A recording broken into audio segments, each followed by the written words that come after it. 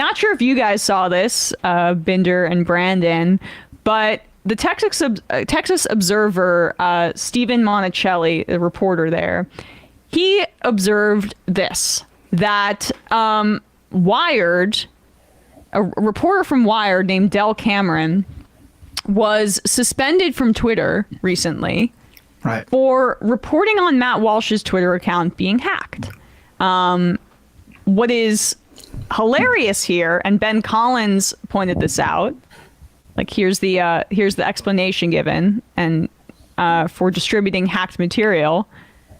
Ben Collins of NBC points this out. Fun fact, this is the very same rule that was used to block distribution of the New York Post story about Hunter Biden, the greatest First Amendment violation in American history. So Ben's being facetious there. But it's a great observation, because we were told that the Twitter files were so revelatory and such a bombshell, more important than Taibbi's reporting on the financial collapse in 2008. Because of this bombshell, that Twitter listened to Hunter Biden's campaign when they reached out through channels that they had, because they are a major presidential campaign. The big story here is that powerful people have connections. Oh boy, wow, we never knew that before.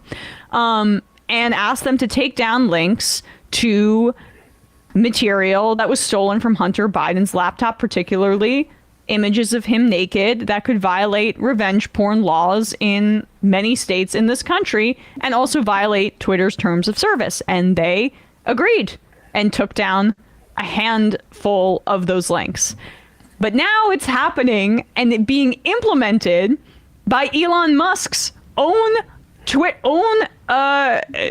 his tenure at Twitter, taking down and suspending people that are reporting on just his account being hacked.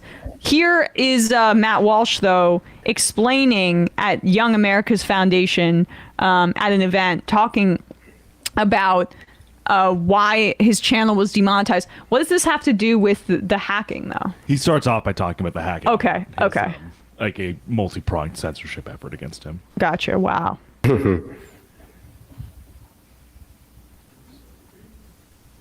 Media Matters took the time to review dozens of videos from back 12, 13, 14, 15 years ago, publishing their findings under a headline promising to reveal my sordid past. Now, these institutional efforts to silence me and us have continued all the way up to this week. So in fact, less than a day before I was hacked, we received word from YouTube that I had committed a series of alleged violations of their terms of service and also of their ad partnership guidelines, which will now lead to my demonetization and potentially being banished forever from the platform. Now, YouTube's ploy, what we have to understand about big tech, their ploy is to be intentionally vague about their guidelines. They won't tell you. They'll tell you you violated something, but they won't tell you exactly what it was or how that thing violates the guideline, because they want to afford themselves the latitude to demonetize and deplatform you whenever they feel like it. And that's really what's going on here. Of course, they just selected me and they said, well, it's your turn, and we're going to look for a reason. In fact, they did tell us, though, they cited 3. There were a number of violations they claimed. They'd only tell us about 3 of them. All 3 of them, coincidentally, had to do with Dylan Mulvaney. Yeah. Misgendering her. I don't know. Just coincidentally, YouTube decided you're not allowed to say anything about Dylan Mulvaney. YouTube has decided that I'm not allowed to use biologically accurate language when discussing Dylan, or presumably any other trans-identified person. And for what it's worth, it does not, for what it's worth, it doesn't seem that other channels are being held to this standard right now. So we were told by sources at YouTube that a decision to target our channel had come from the highest levels of the company. And they're looking for something, a reason to take us out. Now, of course, there is a way out of this jam. You know, the big tech, they're very generous, and they'll give you a potential off-ramp. So if I simply respect the preferred pronouns and I stop accurately gendering people, then I can likely continue to do my show on the platform. I can get it remonetized after, a short probationary period. Press pause for a second. Yeah. Because his framing of that at the end there is bullshit. I want to explain exactly what the YouTube, the platform in question, is offering him. They are saying, follow our policies that you agree to when signing up for this website, and we will let you partake in uploading your videos and monetizing them like we do with every other channel that we say. To do those things, you must follow our policies. They are not specifically telling Matt Walsh, oh, don't mess with trans people. No, YouTube has a set of policies, and one of those policies just happens to include how you can refer to trans people, and that's why Matt Walsh is receiving the treatment on the platform that he is. It's not like they're just standing up and saying, we're, standing up for trans people. No, it's just part of their policies, because they realize that they probably have a lot of viewers, customers in the LGBTQ community, and they've decided that it's best for business for them to make this a welcoming place for them too. Yeah. What you fail to realize is that if I pretend YouTube is a free speech platform, just like when sovereign citizens claim that they're not citizens of the United States while driving their cars, then YouTube can't enforce its terms of service. Because I forgot about that loophole. Yeah, it's the loophole to every terms of service for every ad platform that is thinly disguised as a social media or video hosting platform. It's the free speech absolutist loophole. And I guess there is censorship on his behalf in suspending accounts for reporting on and reposting the tweets that were put on his account because he was hacked. Again, and then at the same time, YouTube's going after him too. So lots of issues with terms of service that he's dealing with that he wants to make everyone else's damn problem. It's actually really interesting because ultimately right-wingers who pretend to be free speech absolutists about places like Twitter and YouTube and everywhere that they want to peddle their hate without any consequences, even though they're free market consequences this time, the kind they say they like, is that these terms of service aren't being enacted capriciously enough, in their favor. The fact that they're actually pretty set in stone and maybe not enforced as equally as they could, because we know that ultimately companies want to make money, but they do start to enforce them when they bring in, negative attention from parents groups, negative attention from special interest groups. It hits them in the wallet. They'll react to that kind of thing. They get mad that it's actually being enforced as opposed to just being capriciously enforced in a petty, vengeful way Elon Musk does it on Twitter. It's the exact opposite of what they claim to be fighting for. And in this instance, with Elon Musk suspending this Wired reporter, does reporting on the hack, is that the same thing as a violation of the terms of service by posting revenge porn? I mean, in my opinion, Twitter accounts have been hacked. I don't remember this policy being implemented under the authoritarian leftist Twitter regime where articles about hacks would be then censored.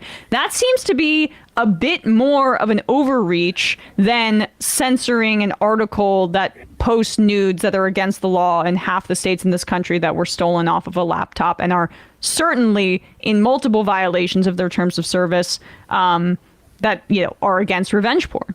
It certainly seems like it took them less time to deal with this than it does to deal with the accounts that are hacked to promote various types of scams. Because we've seen those stay up for a full week before, pump in free MacBooks before they get taken down. And this was a few hours. Yeah. Not even. That's being generous too. This was immediate. It was, they dealt with Drew this from quick. Vegas writes in, is Walsh even being banned or just demonetized? The faux persecution is so exhausting. Yeah. If this was really about free speech, then he would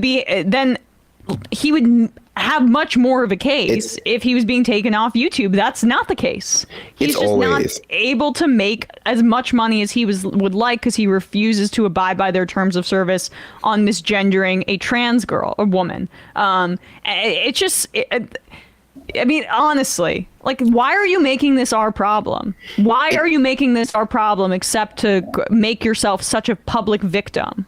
It's always not about freedom of speech. It's always about the freedom to commodify speech. That's 99% of it. And when it's not that, it's because somebody is a fan of somebody who wants to commodify their speech, and they're arguing on their behalf. Because ultimately, nothing stops Matt Walsh. I don't know if he has this already. Nothing stops him from saying this stuff anywhere he wants, except for on a platform owned by a different company. He could start his own website where he hosts his own videos.